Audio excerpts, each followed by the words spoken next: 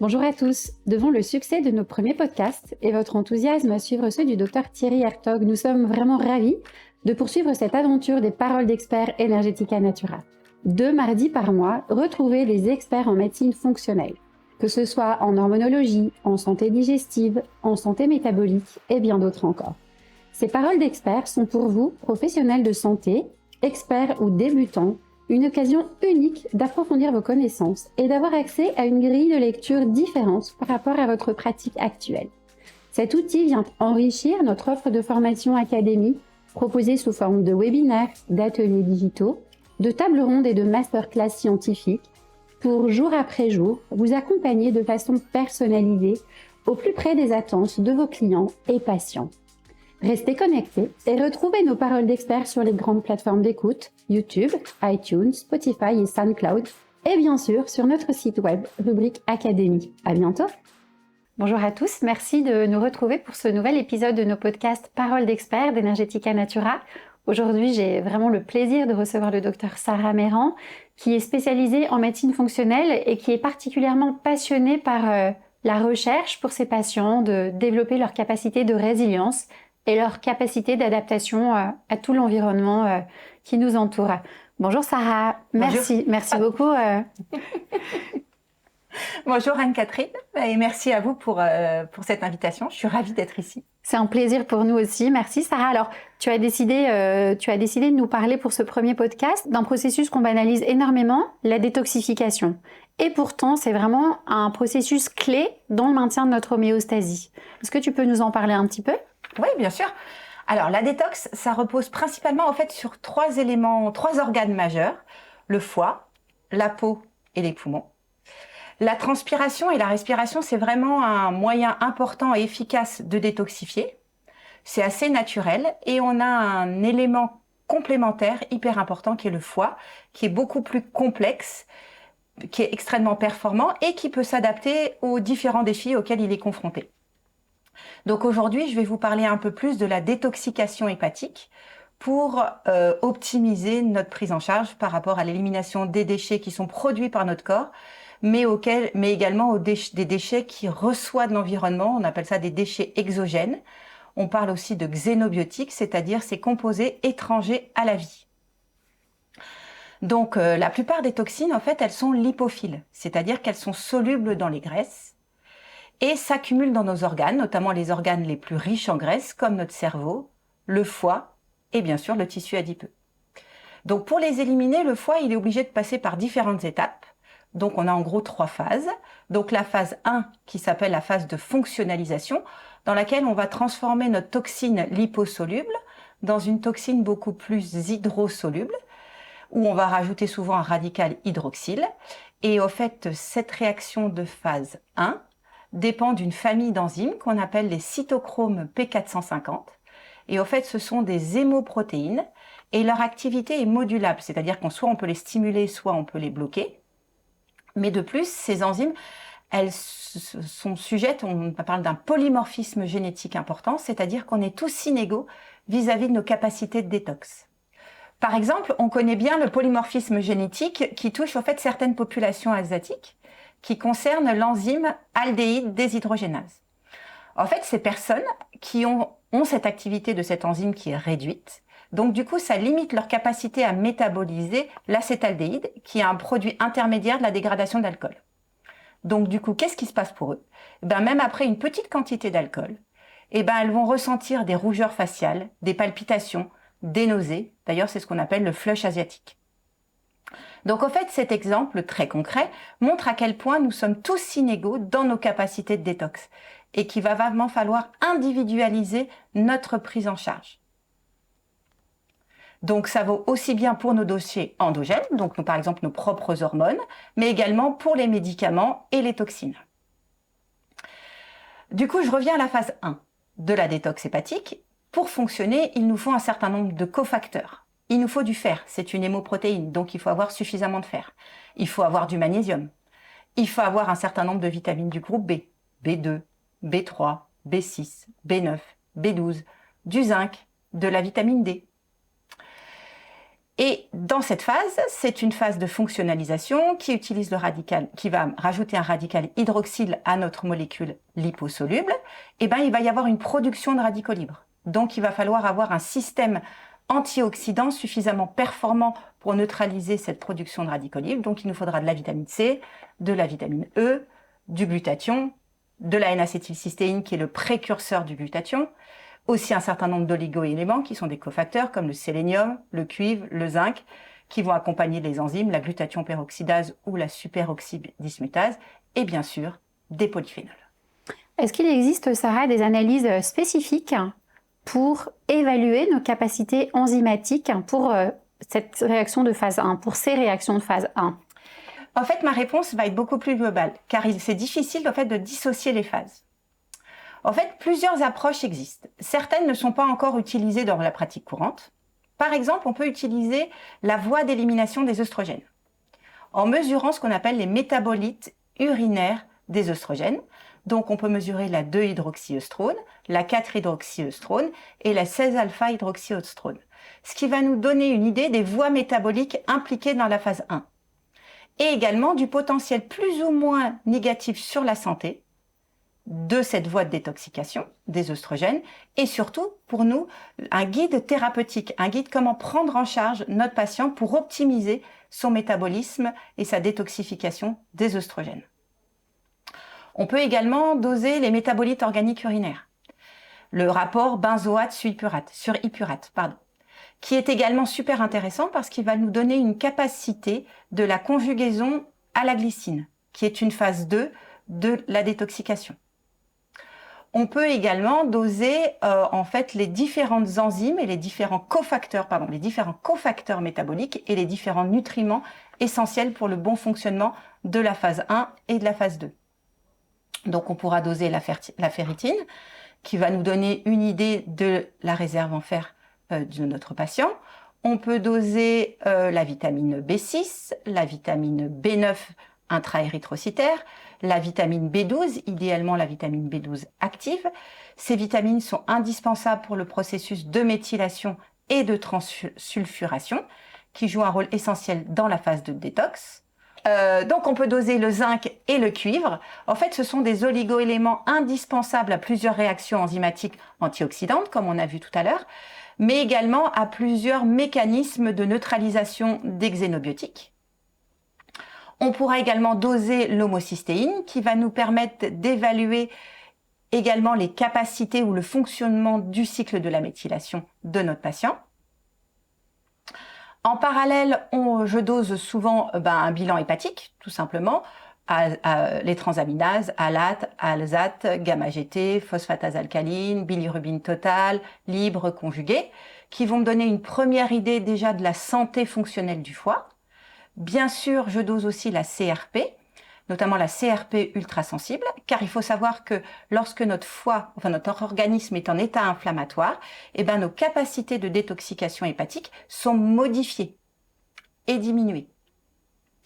Et enfin, il est essentiel de connaître le fonctionnement rénal, puisque c'est notre élément essentiel de la phase 3 de détox. Il va falloir éliminer les toxines dans les urines. Et donc, je vais doser la créatinine, le débit de filtration glomérulaire, l'urée, le ionogramme sanguin, qui va me permettre donc d'évaluer nos capacités fonctionnelles rénales. Et c'est pas tout. On peut doser également le polymorphisme génétique. Aujourd'hui, on a la capacité d'étudier le polymorphisme génétique d'un certain nombre de cytochromes P450, mais également de la catéchométhyltransférase, de la glutathion S-transférase et de l'UGT, qui est l'uridine diphosphoglucuronosyltransférase, donc on va garder UGT. Et au fait, par exemple, cette UGT est souvent dysfonctionnelle chez nos patients qui souffrent de maladie de Gilbert, ce qui est plutôt assez fréquent. Et au fait, pourquoi c'est important? Parce que ça joue sur une étape importante de phase 2 qui est la glucuronidation. Donc chez nos patients qui sont justement atteints de la maladie de Gilbert, on va avoir une hyperbilirubinémie, plus ou moins importante. Mais pour nous, dans notre prise en charge de patients, c'est intéressant parce que ça va jouer sur le métabolisme d'un certain nombre de médicaments, comme le paracétamol, mais également le métabolisme des œstrogènes. Donc ça va jouer sur notre capacité, la façon dont on va prendre en charge la détox des œstrogènes de nos patients pour limiter les facteurs de risque de cancer hormonodépendant. Et puis un autre exemple que je trouve super intéressant, c'est le métabolisme du tamoxifène. En fait, on peut étudier le polymorphisme de l'enzyme de la cytochrome 2D6. Et au fait, lorsque le polymorphisme génétique est plutôt vers une enzyme peu fonctionnelle, voire non fonctionnelle, et bien en fait, le tamoxifène n'est pas activé et du coup, la protection contre justement l'effet protecteur d'une récidive du cancer n'est pas du tout efficace. Donc, ces différents polymorphismes, c'est hyper intéressant. Bon, c'est pas encore utilisé de façon systématique en pratique clinique courante, parce que pour leur interprétation, il faut avoir un certain nombre de connaissances et avoir un bon recul scientifique et savoir comment les utiliser pour ne pas effrayer nos patients. Mais néanmoins, on constate aujourd'hui qu'il y a le développement d'une nouvelle compétence qui est en train d'émerger, qu'on appelle la pharmacogénétique, et qui va nous permettre d'ajuster la prise en charge médicamenteuse, mais également l'alimentation et la phytothérapie en fonction du patrimoine génétique de notre patient. Et l'idée, c'est du coup d'avoir une prise en charge encore plus spécialisée et encore plus individuelle en fonction de ses capacités enzymatiques, ses polymorphismes, et du coup s'occuper en fonction de s'appuyer sur ses qualités en fait pour contourner ses défauts et optimiser sa santé. Après cette phase 1 de cette première phase de la détoxication hépatique, la phase 2, elle va avoir pour objectif de rendre les métabolites encore plus hydrosolubles pour qu'ils soient le mieux possible éliminés de notre organisme, c'est bien ça. Est-ce que tu peux revenir aussi sur la phase 2, la phase 3, pour qu'on comprenne bien aussi la synergie et la cinétique entre ces trois phases? Oui, tout à fait. Donc la phase 2, c'est la phase qu'on appelle la conjugaison. Donc on aura notre toxine qui aura été fonctionnalisée, qu'il faudra rapidement prendre en charge, parce qu'on a un réactif intermédiaire qui est souvent un peu plus hydrosoluble, donc potentiellement aussi plus toxique. Donc il faudra rapidement le prendre en charge. Et donc là, on va le conjuguer. Donc on pourra le glucuronoconjuguer, le sulfoconjuguer, le méthyler, l'acétyler, lui rajouter du glutathion. Et cette phase 2 va nécessiter également un certain nombre de nutriments. Il va nous falloir des acides aminés soufrés, comme la glycine, la taurine. Il nous faut de l'acide folique, de la vitamine B2, de la B6, de la B12, du magnésium, du sélénium. Et une fois que cette toxine aura été conjuguée, ensuite elle va être excrétée. Et ça, c'est la phase 3. Donc ça va pouvoir être éliminé soit par la voie urinaire, soit par la voie biliaire, et donc ressortir dans nos selles. Donc pour optimiser ces processus, il est essentiel de s'assurer qu'il y ait une bonne fonction rénale, donc que notre patient boive suffisamment et alcalinise ses urines. Donc par exemple consommer des fruits et des légumes, notamment riches en citrate, comme par exemple boire le jus de citron le matin à jeun dans un verre d'eau, plutôt tiède. Et il faudra également s'assurer qu'il y ait un bon flux biliaire et un microbiote de qualité, un microbiote intestinal vraiment bien équilibré. En fait, le microbiote, il joue en effet un rôle clé dans les qualités des acides biliaires et dans la régulation du cycle entéro-hépatique.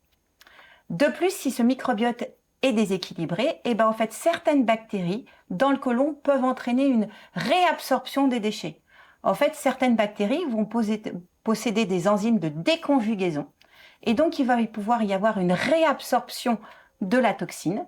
Et c'est un phénomène bien connu pour notamment de nouveau le métabolisme des œstrogènes glucuronidés. Certaines bactéries ont une glucuronidase qui va déglucuronider les œstrogènes qui vont pouvoir du coup être réabsorbés et du coup on va avoir une augmentation de l'imprégnation œstrogénique de notre patient. Dans ta pratique avec tes patients, Sarah, comment est-ce que tu évalues ce besoin de détoxication hépatique? Est-ce qu'il y a certains signes cliniques que tu vas rechercher en priorité pour évaluer ce besoin? Alors oui, tout à fait. En fait, je me base avant tout sur le contexte global du patient. Son histoire médicale, l'enchaînement des soins qu'il a eus, sa plainte initiale, bien sûr, et ses signes cliniques. Je suis très clinicienne, j'adore examiner mes patients, les toucher, les sentir, les regarder.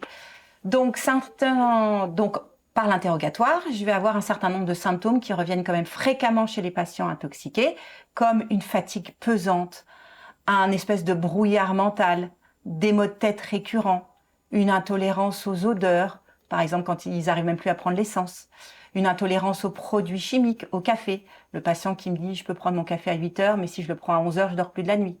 Une intolérance à l'alcool.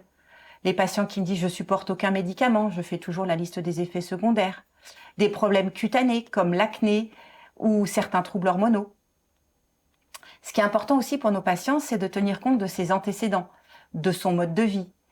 Et, comme je disais tout à l'heure, l'examen clinique, la couleur de la peau, le teint, la couleur de la conjonctive, l'odeur corporelle, s'il transpire beaucoup ou pas, si la transpiration est corrosive.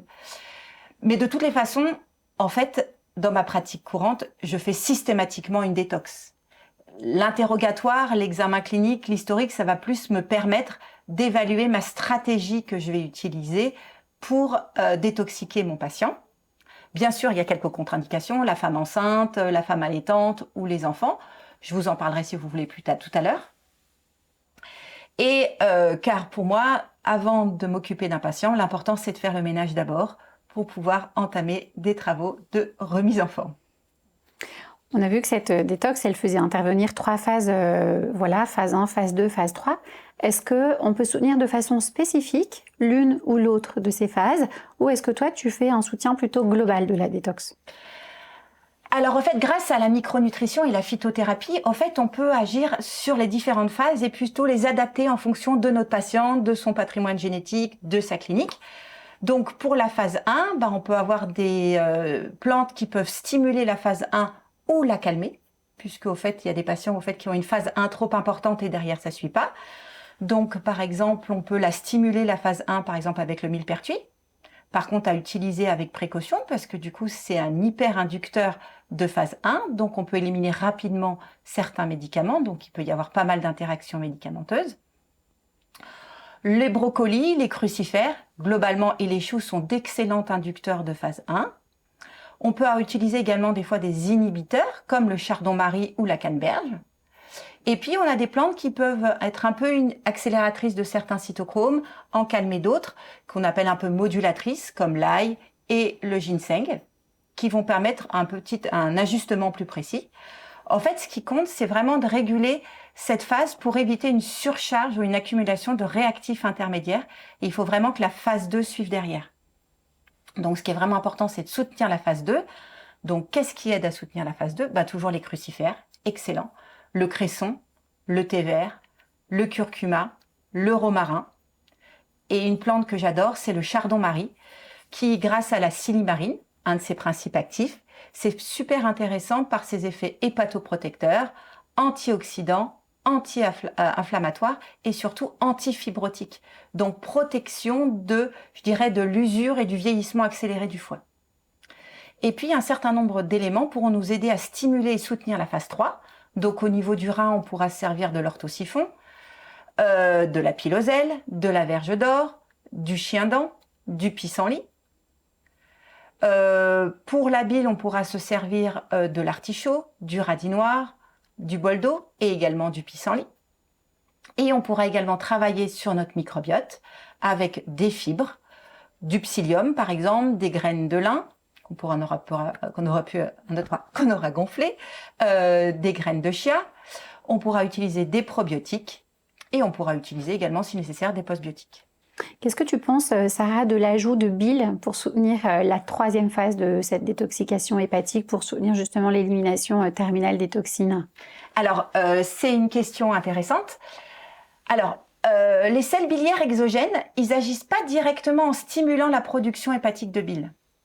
Mais elles vont compenser en fait un manque de bile lors des repas. Donc un déficit biliaire au moment de la digestion qui va permettre du coup une bonne émulsification des graisses et une bonne absorption notamment des vitamines liposolubles, des acides gras, etc. Et une optimisation de la qualité, le travail sur le microbiote, mais ça va pas jouer sur tous les mécanismes de détox. Donc il va falloir retravailler sur vraiment une relance fonctionnelle de la production de bile en travaillant sur les substances, les plantes notamment cholagogues et cholérétiques, comme le radis noir, l'artichaut, le pissenlit, la fumeterre qui est hyper intéressante parce qu'elle va jouer sur le sphincter d'Oddi. Et en fait, souvent les patients d'ailleurs stressés, ont un sphincter Dodie hypertonique qui s'ouvre pas au bon moment. Par exemple, une patiente stressée peut avoir son sphincter Dodie qui est complètement spastique et qui veut s'ouvrir et du coup avoir des douleurs dans l'hypocondre droit, ou au contraire se libérer d'un seul coup et avoir une évacuation de bile trop importante qui peut être du coup hyper agressive et toxique. Donc la FUNTER est hyper intéressante pour ça. Tout à l'heure, on a vu que la phase 1, c'était une phase de fonctionnalisation, donc l'ajout d'un groupement hydroxyle sur les métabolites. Cette phase, elle génère un certain stress oxydant. Est-ce que dans le cadre de cette détox hépatique, tu vas utiliser certains antioxydants plus que d'autres? Est-ce qu'il y a des antioxydants un peu plus spécifiques? Alors, globalement, le fonctionnement du foie fait travailler donc les cytochromes P450 qui vont rajouter un radical hydroxyle sur la substance lipophile à éliminer, mais il y a également un fort travail mitochondrial, donc en gros la production de radicaux libres est multisource, j'allais dire, donc je me sers d'antioxydants à large spectre, comme le glutathion, la N-acétylcystéine, donc son précurseur, qui va du coup me permettre d'avoir une bonne efficacité de la glutathion peroxydase, pour laquelle il faudra que je m'assure qu'il y ait suffisamment de sélénium. Il va y avoir une activation aussi et une nécessité d'optimiser la superoxydismutase, donc il me faudra du cuivre, du zinc. Bien sûr, toutes les vitamines antioxydantes sont intéressantes, comme la vitamine C, la vitamine E qui bossent en binôme. Et puis ce qui va être intéressant, c'est d'utiliser un certain nombre de polyphénols, parce que les polyphénols ont eux-mêmes un pouvoir antioxydant, mais surtout ils vont avoir un pouvoir de stimuler le facteur de transcription qui va optimiser la production des enzymes antioxydantes et du coup d'avoir un potentiel protecteur beaucoup plus important et beaucoup plus large, et je dirais sur mesure aussi par rapport à la situation de notre patient. On voit que ce sont des mécanismes complexes entre ces différentes phases, et si on veut optimiser la détox, c'est tout un processus aussi global qu'il faut prendre en charge. Est-ce qu'il existe des facteurs limitants chez les patients ou des situations limitantes qui sont des freins en fait à mettre en place une bonne détox? Alors oui, il peut y avoir plusieurs facteurs limitants qui nécessitent d'utiliser des précautions, voire il peut y avoir des contre-indications pour faire une détox efficace et sécurisée. Alors tout d'abord, il faut tenir compte du contexte médical du patient, ses traitements en cours. Est-ce qu'il peut y avoir des interactions médicamenteuses? Est-ce qu'on peut diminuer ou augmenter la toxicité de son médicament? Par exemple, les patients qui sont sous immunosuppresseurs ou même médicaments anti-rejet. Il faut être sûr que la fonction hépatique et rénale puisse suivre. Si notre patient a une insuffisance hépatique ou une insuffisance rénale, ça peut être problématique aussi. Il va falloir du coup adapter aussi notre prise en charge en fonction de la santé du patient, de ses capacités à encaisser une détox. Après, il faut tenir compte aussi de l'environnement et du mode de vie du patient. Par exemple, j'ai des patients qui vivent à côté de vignes, donc où il y a des utilisations très régulières de pesticides. Et même les nappes phréatiques, tout ça sont bien polluées.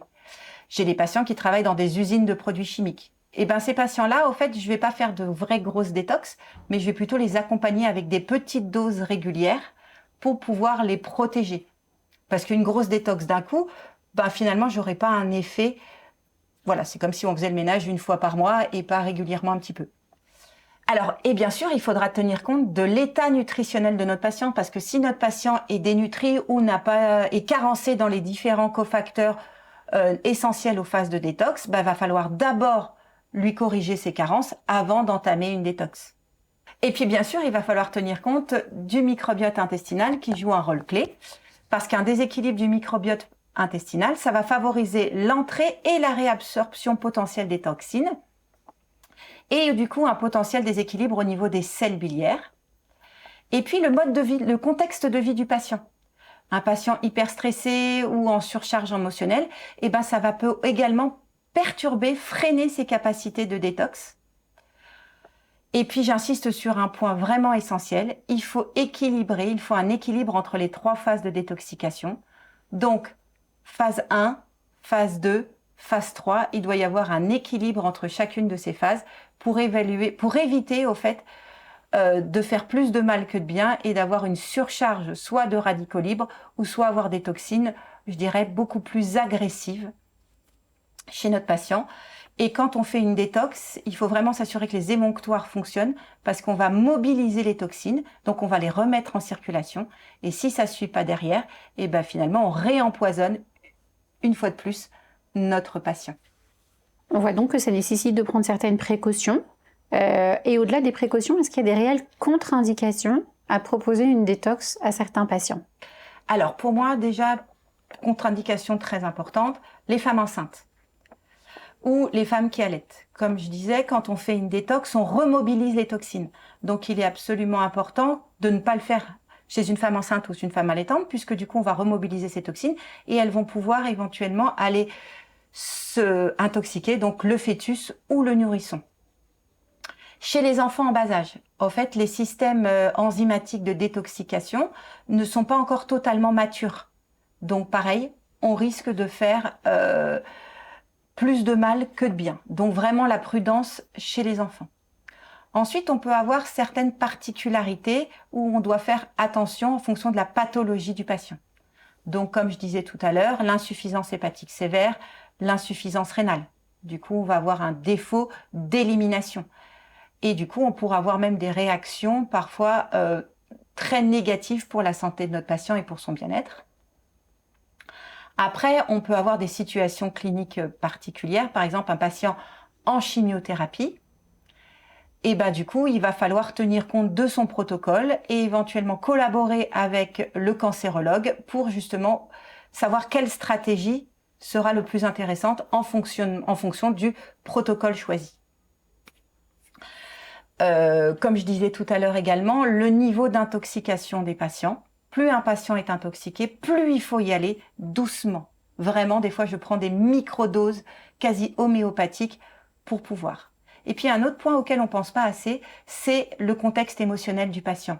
Et s'il est en deuil. En fait, le foie, c'est symboliquement et physiologiquement impliqué dans le métabolisme de nos émotions.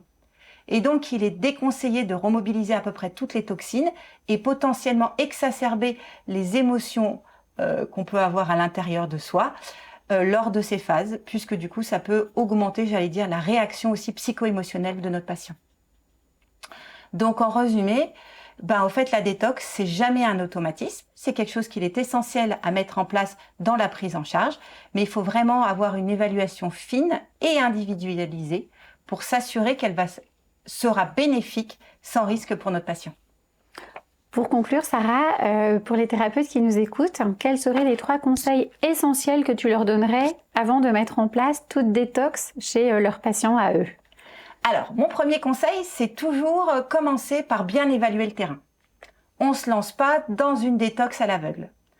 On regarde l'histoire clinique, les signes fonctionnels, le mode de vie, les antécédents, et en fonction, on adapte la stratégie au profil spécifique de notre patient. Deuxième conseil, ne pas brûler les étapes. Il faut respecter les rythmes et le rythme biologique du corps de notre patient. Commencer doucement, surtout chez les patients très intoxiqués ou sensibles, voire hypersensibles. Surtout ne pas chercher à aller trop vite. Et puis une détox très agressive peut faire vraiment plus de mal que de bien. Mon troisième conseil, pensez à l'équilibre entre les phases. On ne stimule pas seulement la phase 1 sans soutenir la phase 2 et la phase 3. Il faut vraiment s'assurer que les conjugaisons et l'élimination soient prêtes à prendre le relais et accompagner le tout avec des antioxydants pour vraiment éviter les dommages collatéraux aux métabolites réactifs. En fait, pour résumer, une détox efficace, c'est pas une course à activer le foie. C'est un travail harmonisé entre transformation, conjugaison et élimination.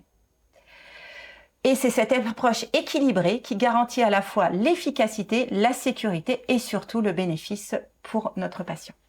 Merci beaucoup Sarah d'avoir refait ce focus très précis sur ces phases de détox, puisqu'elle est quasiment incontournable dans les prises en charge en médecine fonctionnelle. Merci à tous pour votre écoute et je vous donne rendez-vous très prochainement pour un prochain épisode de nos podcasts Paroles d'experts d'Energetica Natura. À bientôt!